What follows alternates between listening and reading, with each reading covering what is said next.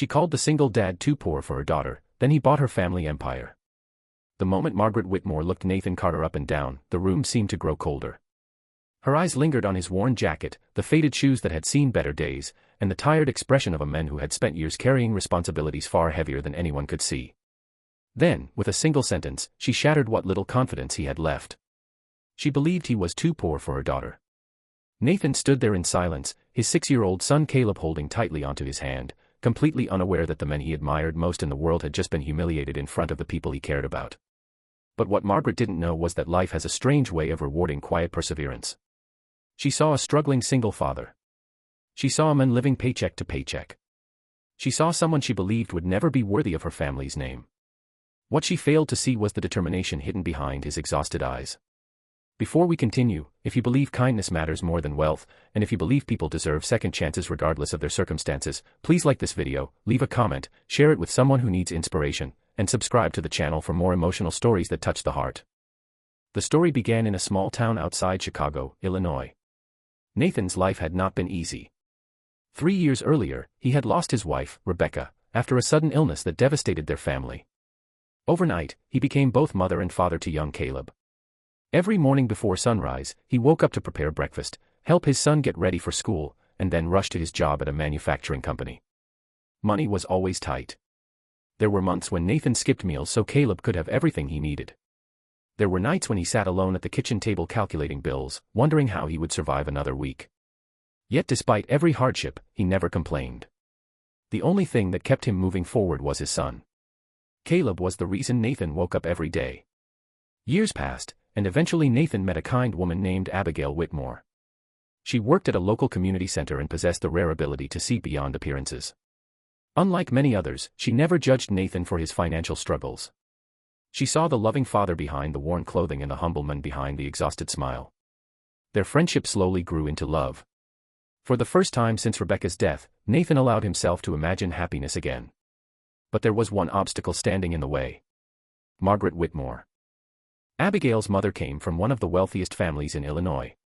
The Whitmore family owned a successful business empire that had existed for generations.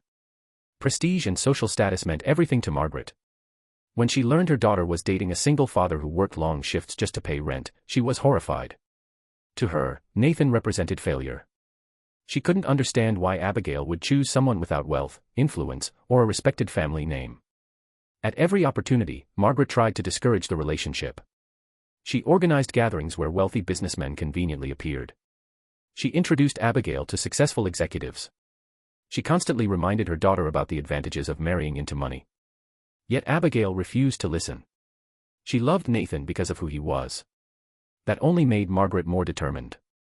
The confrontation finally happened during a family dinner. In front of relatives and business associates, Margaret made her feelings painfully clear. She spoke about financial security, social standing, and family reputation.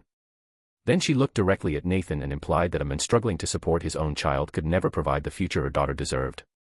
The room fell silent. Nathan felt every eye turned toward him. The embarrassment burned deep. Yet instead of responding with anger, he simply thanked everyone for dinner, took Caleb's hand, and quietly left.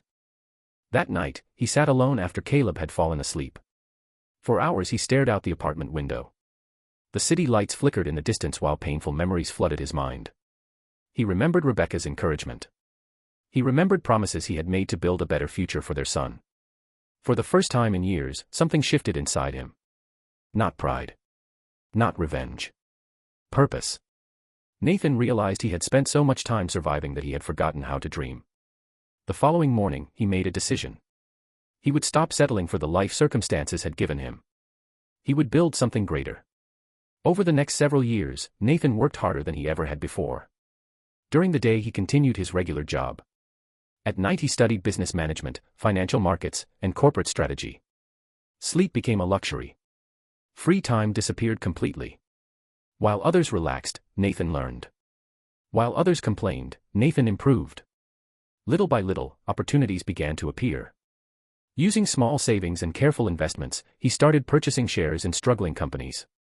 Most people ignored these businesses because they appeared destined to fail. Nathan saw potential. He understood operations because he had spent years working on the ground level. He knew what companies needed because he had lived through hardship himself. One investment turned into two. Two became 5. 5 became 20.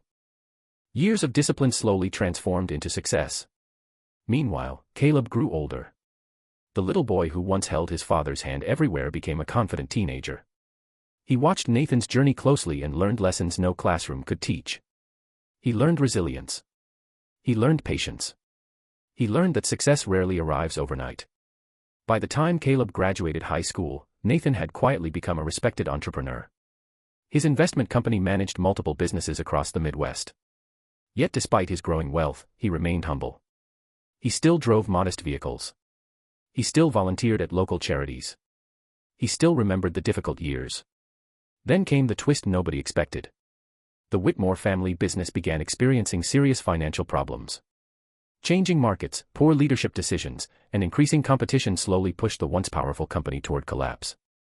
For years Margaret had believed her empire was untouchable. Now it stood on the edge of disaster.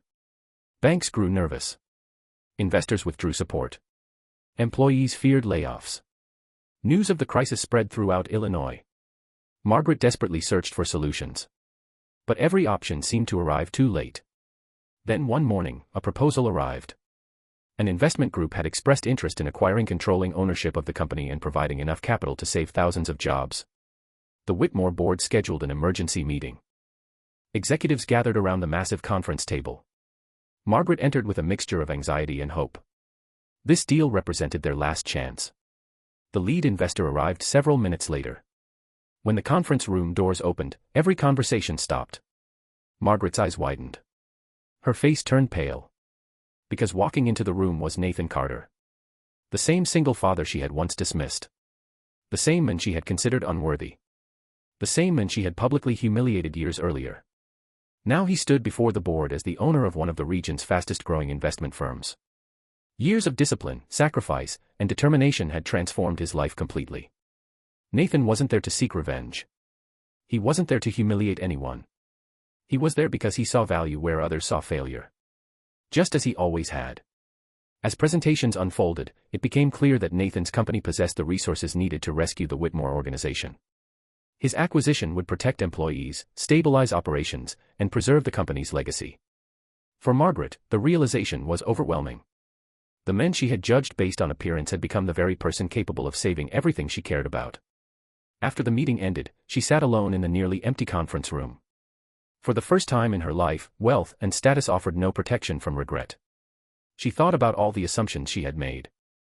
All the opportunities she had missed to know Nathan's true character. All the pain her words had caused. Later that evening, she requested a private meeting. Nathan agreed. When they met, the atmosphere felt completely different from years earlier. There were no spectators. No executives. No social expectations. Just two people facing the truth. Margaret admitted she had been wrong. She confessed that she had judged him by his circumstances rather than his character. She acknowledged that his integrity, perseverance, and devotion to Caleb were worth far more than the wealth she had always valued. Nathan listened quietly. Then he did something unexpected. He forgave her. Not because she deserved it. Not because the past didn't hurt. But because carrying resentment would only poison the future. That simple act revealed the greatest difference between them. Nathan's true wealth had never been measured in dollars. It had always been measured in character. Months later, the acquisition was completed successfully. Thousands of employees kept their jobs. The Whitmore company survived. And Margaret finally gained something money could never buy. Wisdom. She learned that greatness often hides behind ordinary appearances. She learned that kindness creates opportunities arrogance destroys. Most importantly, she learned that a person's value cannot be measured by a bank account. If this story has touched your heart so far, please comment below. Character creates destiny. We'd love to see how many people believe that true success begins on the inside. A year later, Nathan stood beside Abigail during a beautiful autumn ceremony overlooking Lake Michigan. Caleb stood proudly at his father's side as family and friends celebrated a new beginning. The journey had been long. The struggles had been painful. The setbacks had been real. But every challenge had shaped the man Nathan became. As the sun set over the water, he looked at the people he loved and realized something profound. The greatest victory wasn't buying a company. It wasn't becoming wealthy. It wasn't proving anyone wrong.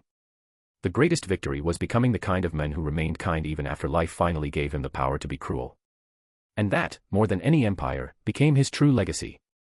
Before you go, if the story inspired you, moved you, or reminded you never to judge someone by their circumstances, please like the video, share it with friends and family, leave your thoughts in the comments, and subscribe for more powerful stories that celebrate hope, perseverance, and the strength of the human heart. Because sometimes the people the world overlooks today become the very people who change the world tomorrow.